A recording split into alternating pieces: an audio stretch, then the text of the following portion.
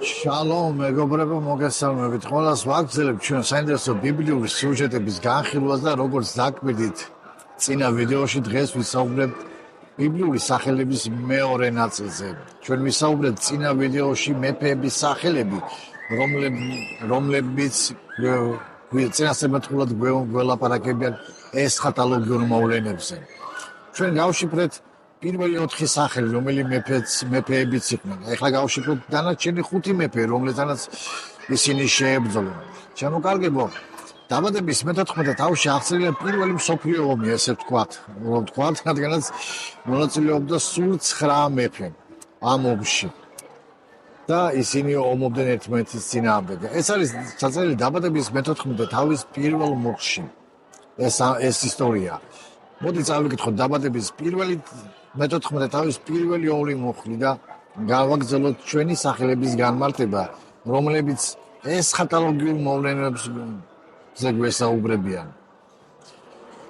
შინიყალის მეფის აფრაფელის მეფობის დროს არიოქმა ელისარის მეფემ ქედორლაღომერმა ქელაქის მეფემ და თითყალმა გოიმის მეფემ ომი დაიწყეს სოდომის მეფე ბერახთან, გომორას მეფე ბირშახთან, ადმას მეფე შინაფთან, ცებობის მეფე შემეფთან და ბელაყი, ანუ ცოყარის მეფესთან. ეს 2 მუხლი ჩვენ გვესაუბრება იმ მსოფლიო ომის შესახებ, რომელიც არის აღწერილი დაბადების წიგნის მე-14 თავში. გამოვმართეთ, რომ პირველი მეფეების სახელები, 4 მეფეს სახელები, რომელიც ეს არის აფრაფელი, არიოქი, ქედორლაღომერი, თითყალის სახელები გამოვმართეთ და ნიშნავთ და გამოვიდეთ ესეთი წინადადება, რომ ვიამბოხები ღმერთს, ვირჩევ გზას, რათა გავგმირო ლომი და ვიბატონო ხალხზე, რათა იცხოვრონ ჩემი იდეოლოგიით. ეს არის ამ სახელების განმარტება.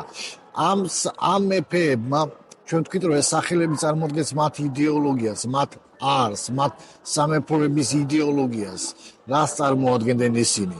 ესენი მოდიან ბაბილონიდან, ეს მეფეები. და ესენი მათმა შეებრძოლნენ სოდომის და გომორის მეფეებს, რომელსაც 5 მეფე ყავდა. აი ნახეთ, როგორი საინტერესოა ახლა ამ მეფეების სახელები რო გავუმართოთ ჩვენ და შემდეგ შევაჯამოთ ყველაფერი და დაგანახებთ იმ სურათს, რომელსაც ანტიქრისტეს სისტემა მოიტანს და რომელიც იქნება ხალხების წინააღმდეგ მიმართული ეს სისტემა და როგორც თუნდება ხალხი. ყველაფერი არის აი აქ ჩადებული. ამ სახელებში მალება ეს ყველაფერი. მაშასე მე-14 დაბადების მე-14 თავის მეორე მუხლი ველაპარაკება ასეთ რამს. ომი დაიწყეს სოდომის მეფე ბერახთან, გომორას მეფე ბირშახთან, ადმას მეფე შინაფთან, ცებომის მეფე შემებელთან და ბელაყის, ანუ ცოხარის მეფესთან. მოდი გავუმართოთ ეს სახელები. სახელი ბერა ნიშნავს ბოროტებაში მყოფი. ბირშა მზაკრობის ძე, ანუ ძე, რომელიც მუდამ მზაკრობას ისახავს. შინა მამის მოძულე. შემებ უმაღლესი სახელი. ბელახ დამანგრეველი, შთანთქმელი, დამღუპველი. ყველა ეს სახელი შემოკარგებო გადმოხსებს ადამიანის შინაგან ბუნებას, შინაგან ხასიათს, დაცემულობის ხასიათს, მანკიერების ხასიათს. ეს არის ის მომენტები, რომელიც თვალსაჩინოდ აშკარად ჩანს. ეს ცოდვები ძალიან აშკარად ჩანს და ნახეთ, როგორი წინადადება გამოდის ამ სახელების შეერთებაში. ბოროტებაში მყოფნი მზაკრობის ძე, რომლებსაც სძულთ მამა, რათა დაიმკვიდრონ უმაღლესი სახელი და იქნებიან შთანთქმულები და განადგურებულები. ანუ არსი თავიანთი ამ სახელებისა მდგომარეობს იმაში, რომ ისინი განადგურდებიან თავიანთი ცოდვების გამო და საბოლოო ჯამში ესენი მასიც იქნება. მაგრამ ნახეთ, ეს 4 მეფე მეკითხეთ, რომ ეს არის ანტიქრისტეს სისტემა და ჩვენ ვთქვით, რომ ეს 4 მეფე წარმოადგენს დანიელ წინასწარმეტყველის მე-7 თავში ხილული სამეფოები, რომელიც მანიხილა, ეს არის ბაბილონი, ეს არის მიდია სპარსეთი, ეს არის საბერძნეთი და ეს არის რომის იმპერია. ყველა ამ სახელებში იმალება ამ სამეფოების იდეოლოგია და შინაარსი. მაგრამ ბოლო მე-4, რომელიც რომის იმპერია დაინგრებოდა წამოა ანტიქრისტეს სისტემა, ის პატარა რქა, რომელიც იმალება თითქალში, რომელიც გულისხმობს როგორც ერების მართვას, ანუ გულისხმობს ერებზე თავისი იდეოლოგიის, თავისი პასეულობის მოხვევას, გაილაშქრებს ზუსტად იმ ადამიანების მანკიერებაზე და იმ ადამიანებზე, რომლებიც არიან ბოროტებაში მყოფი, მზაკრობის ძეები, მამის მოძულეები, რათა უმაღლესი სახელი დაიმკვიდრონ და საბოლოოდ ისინი განადგურებულები იქნებიან. რატო აკეთებს ამას ანტიქრისტე? აი ეს არის ანტიქრისტეს სისტემა, რაშიც თუნდება ძალიან ბევრი. ეს არის შემოკარგება ის სისტემა, ორივე ბოროტების სისტემა, ორივე ეშმაკების სისტემა, მაგრამ ეს არის ფანდი, ერთი თქვა, ასეთ ვთქვა, ფანდი, ბოროტების ფანდი, რომლითაც თუნდება ძალიან ბევრი. სოფლიოში თქვენი ფასეულობები, რომლებიც ახლა არის გაბოქრებული, ეს არის ლიბერალური ფასეულებები, რომლებსაც არანაირი ავტორიტეტი არ აქვს და სამწუხაროდ ლიბერალურმა ფასეულობმა ისეთი სახე მიიღო, რომ ისინი მამის მოძულეები გახდნენ. ისინი ებრძვიან ყოველგვარ კონსერვატიულს, იმას, რაც კარგია და საღი. მე არ ვამბობ, რაც დამპალია და რაც უვარგისია. ის უნდა განადგურდეს. მაგრამ ლიბერალურმა მხარემ ისეთი უკიდურესებული ფორმა მიიღო, რომ ამათმა უკვე ვეღარ არჩევენ ვერაფერს და გახდნენ მამის მოძულეები. და ამ მამის მოძულეების მხრივ ისინი ცდილობენ თავიანთი სახელი, თავიანთი იდეოლოგია დაამკვიდრონ. დაამკვიდრონ იდეოლოგია, რომ მამის მოძულე ნიშნავს, რომ აღარ არსებობს უკვე იდეაში არც დედა, არც მამა. ეს ძალიან ღრმა არსის მატარებელი ბოროტებაა, ჩემოკარგებო, რომელიც ებრძვის პირდაპირ მეხუთე მცნებას. პატივი ეცი დედასა და მამასა შენსა.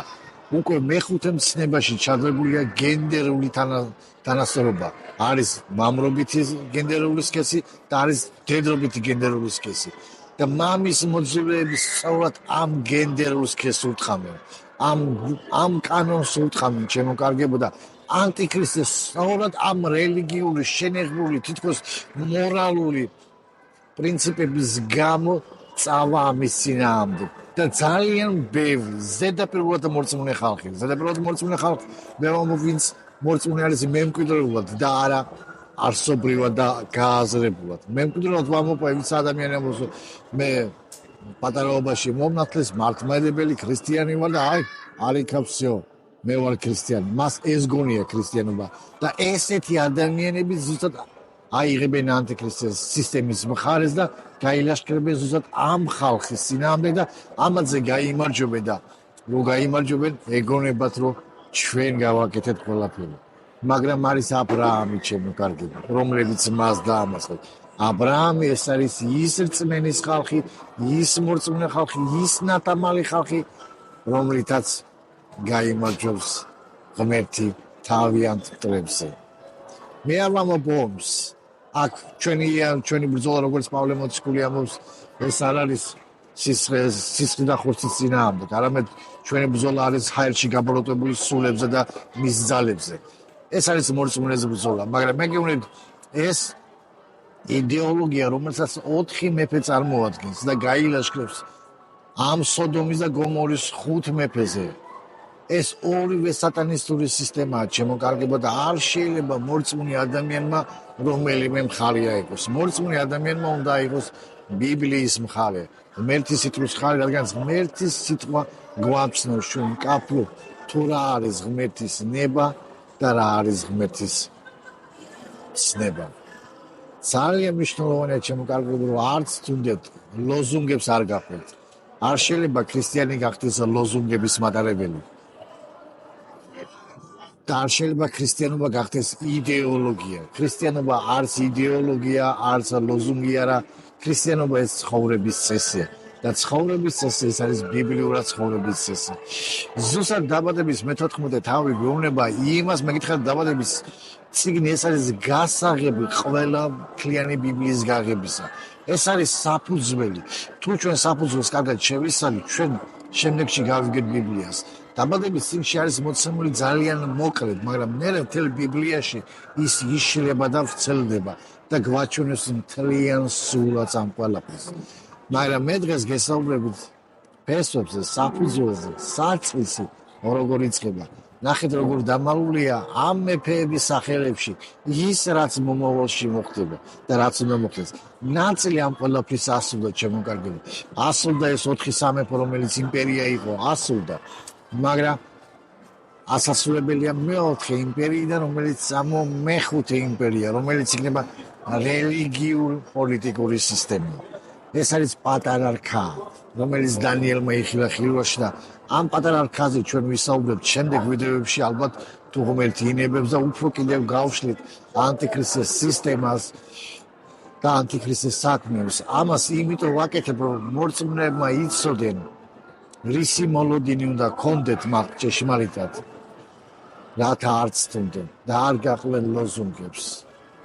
დღესდღეობით ღმერთის მცნ იმიტომ რომ ზოგი ამბობს მე ტრამპის მომხრე ვარ, ზოგი ამბობს მე ისა ქვია ბაიდენის მომხრე ვარ, ლიბერალების.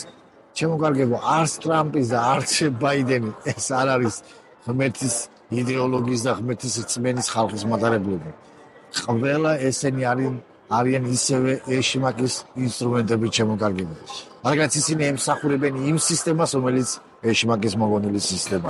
ვინცაც ამბობს რომ რუსეთია ჩვენი საშველი, რადგან ჩვენი ერთი მორწმუნე, სწორედ ამ ერთი მორწმუნე რელიგიურ პოლიტიკურ სისტემას იყენებს ანტიქრისტე, რათა წავიდეს საბრძოლველად ამ მეფეებთან, ამ მანკერულ სისტემასთან.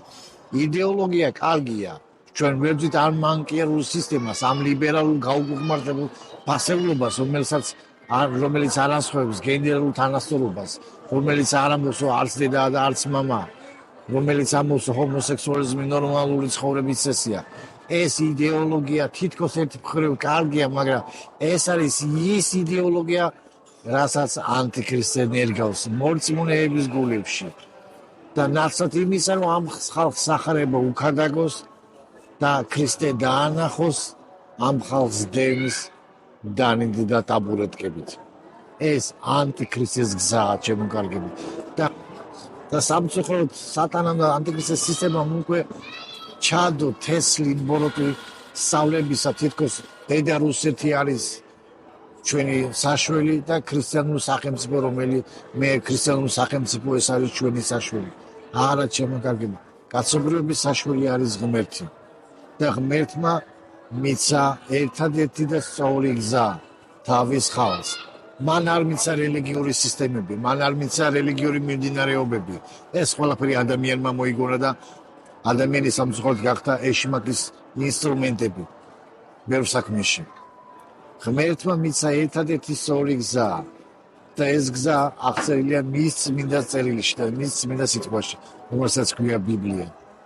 ბიბლია ნათლად გვაჩვენებს რა არის კარგი და რა არის ცუდი. ამიტომ მიკითხეთ ბიბლია, გამოიკვლევთ ბიბლია, მარტო კითხვა არაფერს არ შვილის. თქვენ უნდა გამოიკვლევთ, თქვენ უნდა გახდეთ ბიბლიის მოწაფეები. მოწაფეები, რომელსაც წყურია და ეძებს ჭეშმარიტებას. ბიბლიას არ ყოფნის ერთი წაკითხვა, ბიბლიას არ ყოფნის ორი წაკითხვა, ბიბლიას არ ყოფნის 100 წაკითხვა.